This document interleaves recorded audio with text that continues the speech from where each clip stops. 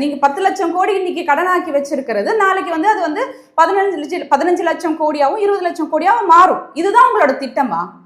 நம்ம தமிழ்நாட்டை வந்து கடன்ல இருந்து மீட்கிறது எப்படி, நம்மளோட வளர்ச்சி பாதையை எப்படி வந்து நம்ம செட் பண்ணணும், மக்களுக்கு வாழ்வாதாரத்தை எப்படி உயர்த்தணும், இது வந்து பிளானா இல்லை. அவங்களுக்கு பொறுத்த வரைக்கும் இந்த வாக்கை வாங்குறதுக்கு நான் உங்களுக்கு என்ன என்ன என்ன திட்டத்தை கொடுத்தா நீங்க எனக்கு வாக்கு செலுத்துவீங்க. இது எப்படி தெரியுமா இருக்கு?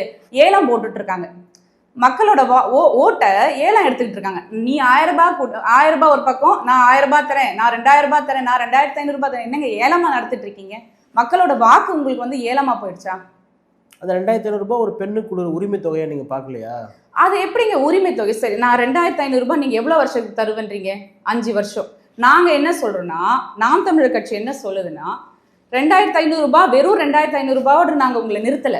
உங்களால 15,000 ரூபாயில இருந்து 20,000 ரூபாய் வரைக்கும் உங்களால உழைச்சு சம்பாதிக்க முடியும். அதுக்கான வழிவகைகள், வாய்ப்புகள், வேலை வாய்ப்பு திட்டத்தை உருவாக்கி தருவோம் அப்படின்னு தான் நாம் தமிழர் கட்சி உறுதியளிக்குது.